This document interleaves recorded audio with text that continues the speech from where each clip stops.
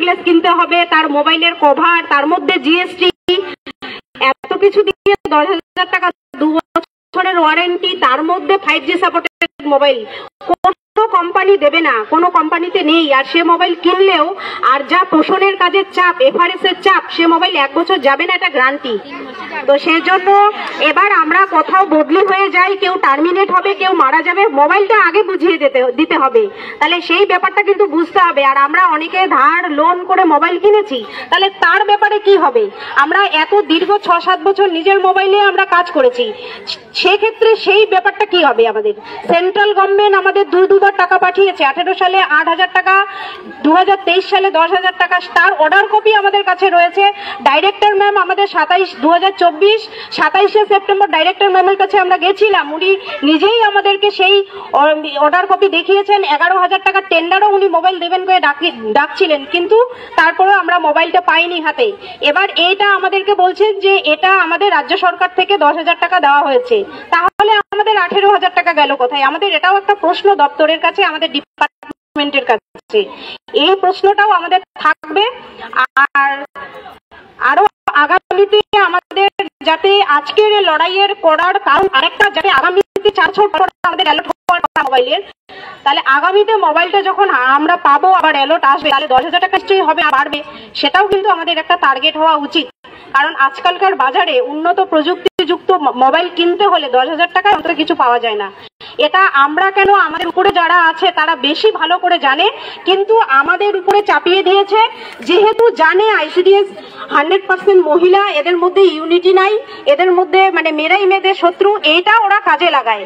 আর আমাদেরও কিন্তু এটা বুঝতে হবে, আমাদেরও কিন্তু সেজন্য এককভাবে লড়াইটা করতে হবে। আজকে আশাদেরও কিন্তু মোবাইল দিয়েছে, আশা দেওয়ার কথা নয়, কিন্তু তাও মোবাইলটা পেয়েছে, কিন্তু তাদের উপরে আমি আইসিডিএস এর ঘাড়ে চাপিয়েছে। আইসিডিএস এর ঘাড়ে আরেকটাও খারাপ হচ্ছে, বিএলও ডিউটি আসতে পারেনি, বিএলও এসআই এর চাপ রয়েছে। একজন অনারিয়াম কর্মী কি করে বিএলও ডিউটি পায়? এটা একটা কোশ্চেন আমাদের দপ্তরের কাছে। কারণ একজন বিএলও সেই হতে পারবে, ইলেকশন কমিশনের নির্দেশ আছে, যে একজন সরকারি কর্মচারী যে স্যালারি ড্র করে, একজন অনারিয়াম ড্র করে, সে কি করে বিএলও ডিউটি পায়? এটাও কিন্তু একটা কোশ্চেন, এটাও কিন্তু আমাদেরকে ভাবতে হবে। যা হোক, আমি আর সময় নেব না, বাবলিদি কিছু বলো, আমরা স্যারের কাছে যাব।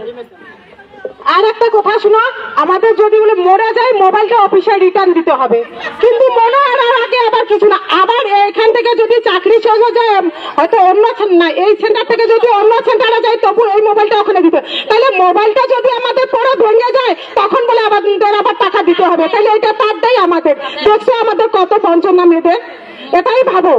কিন্তু আমাদের দাম নেই, শুধু এই 10,000 টাকারই দাম না।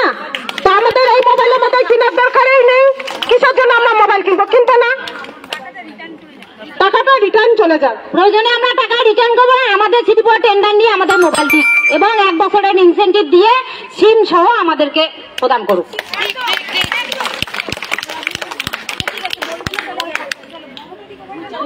আপনারা দেখছেন সরাসরি উত্তরবঙ্গ সংবাদের ফেসবুক পেজ থেকে, যেখানে আজকে কিন্তু জলপাইগুড়ি সিডিপিও দপ্তরের সামনে অঙ্গনওয়াড়ি সেন্টারে যারা যারা রয়েছেন তারা কিন্তু প্রত্যেকে এসছেন বিভিন্ন দাবি নিয়ে। তাদের দাবিগুলোর মধ্যে একটা দাবি রয়েছে যে 10,000 টাকা দেওয়া হয়েছে, সেই 10,000 টাকা দিয়ে তারা কিন্তু কোনো রকম ভাবে মোবাইল কিনতে পারছেন না, এবং তারা কিন্তু তার পাশাপাশি এও দাবি জানাচ্ছেন যে টাকা দেওয়া হচ্ছে সেই টাকায় কিন্তু 166 টাকায় কোনোভাবে রিচার্জ করা কিন্তু সম্ভবপর নয়।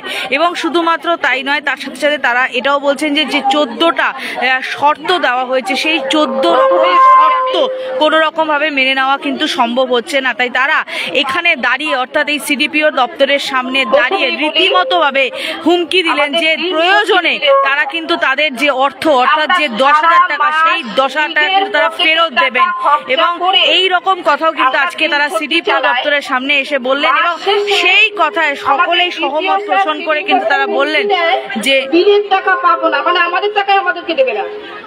ভাবা যায়, আগে রাজাদের কাছে প্রজারা অত্যাচারিত হতো, শোষিত হতো, এখন আমরা ডিপার্টমেন্টের কাছে শোষিত হচ্ছি, কারণ আমাদের টাকাটাই ওরা আমাদের দিচ্ছে না। ভাবা যায় এটা?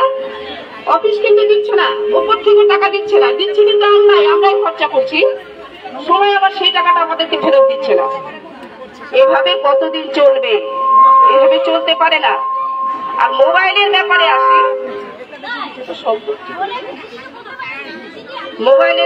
আসি, আমাদের প্রজেক্টের শুরু থেকে 8 পাস মাধ্যমিক পাস ওয়ার্কার নেওয়া হয়েছিল। প্রজেক্ট যখন শুরু হয় তখন 8 পাস মাধ্যমিক পাস।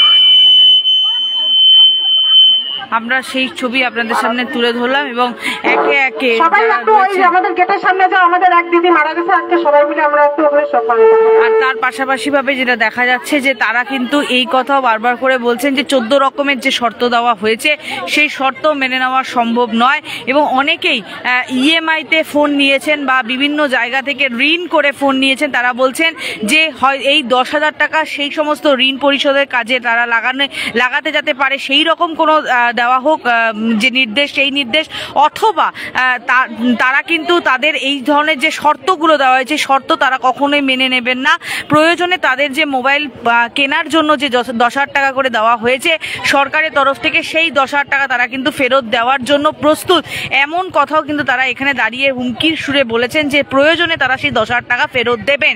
এবং তার পাশাপাশিভাবে তারা এই কথাও জানিয়েছেন যে বর্তমানে যে ধরনের যে রিচার্জ রয়েছে, যে কোনো কোম্পানির সিম নেওয়া হোক না কেন, সেই কোম্পানির সিমের ক্ষেত্রে কিন্তু সেই 10,000 টাকার মোবাইল কেনার পরে যে মাসে মাসে যে টাকা দেওয়া হচ্ছে 166 টাকা করে সিমের যে রিচার্জ, সেই রিচার্জের জন্য সেই টাকা কিন্তু কোনো রকমভাবে কোনো সিম কোম্পানি দিতে পারছে না।